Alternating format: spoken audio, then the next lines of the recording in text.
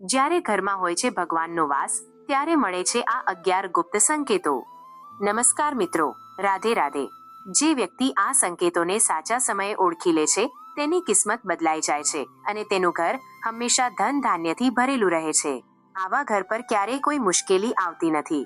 મિત્રો, જરા વિચારો કે જો દરરોજ સવારે તમારી સાથે કંઈક અનોખી અને દિવ્ય ઘટનાઓ બનવા લાગે, જેમ કે કોઈ અદ્રશ્ય શક્તિ તમને શાંતિ આપી રહી હોય, તો સમજી લેજો કે ખુદ ભગવાને તમારા ઘરમાં ડેરો જમાવી લીધો છે.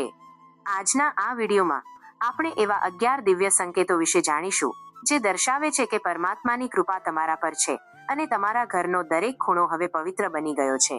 આપણે બધા ભગવાનને પ્રસન્ન કરવા માટે વ્રત, પૂજાપાઠ અને દીવા કરીએ છીએ, પણ શું તમે ક્યારેય અનુભવ્યું છે કે ભગવાન પોતે સંકેત આપે છે કે હું તારી પાસે જ છું?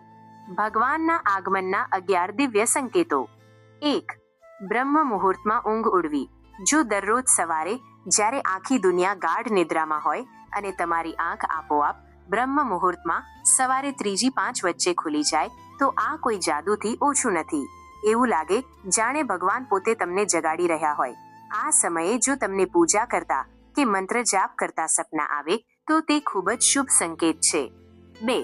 દિવ્ય અવાજો સંભળાવવા. ક્યારેક સવારના સમયે અચાનક શંખનો અવાજ, ઘંટડીઓનો નાદ કે કોઈ મંત્ર ગુંજતો સંભળાય અને આસપાસ જોતા એવું કંઈ ન હોય, તો સમજી લેજો કે આ તમારી આત્માને સંભળાતા અવાજો છે.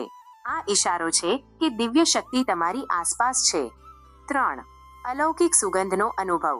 જો અચાનક તમારા ઘરમાં કોઈ અનોખી દિવ્ય સુગંધ ફેલાઈ જાય, જે ન તો અગરબત્તીની હોય કે ન તો અત્તરની, અને મંદિર પાસે જતા આ સુગંધ વધુ ઘેરી બને, તો તે સંકેત છે કે દેવી દેવતાઓએ તમારા ઘરમાં વાસ કર્યો છે.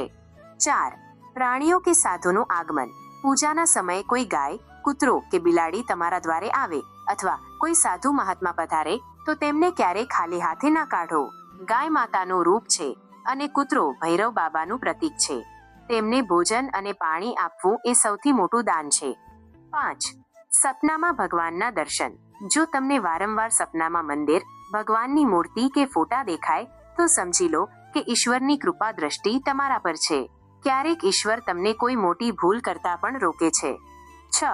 દરેક જગ્યાએ સન્માન મળવું. જેના પર ભગવાનની કૃપા હોય છે તેને દુનિયામાં માન સન્માન મળે છે.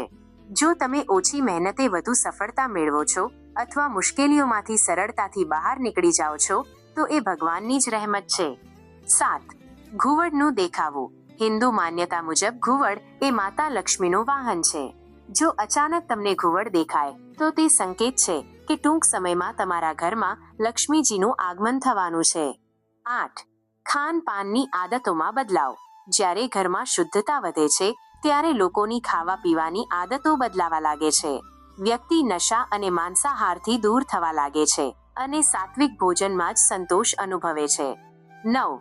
સપનામાં ઝરણા અને પર્વતો દેખાવા. સપનામાં ઊંચા પર્વતો અને વહેતા ઝરણા જોતા હોવ અને તેનું પાણી પીતા હોવ, તો તમારી કિસ્મત ખુલી જવાની છે.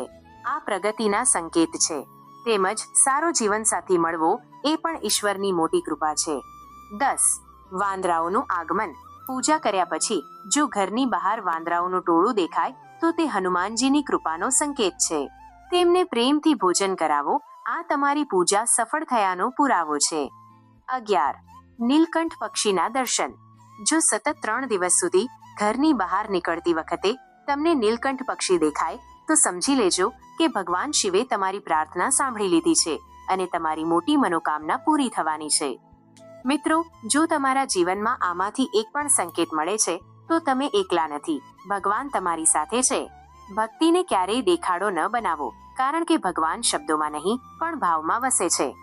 જો તમને આ માહિતી ગમી હોય તો આ વિડીયોને લાઈક કરો અને કોમેન્ટ બોક્સમાં જય લક્ષ્મી માતા જરૂર લખજો. જય શ્રી રામ.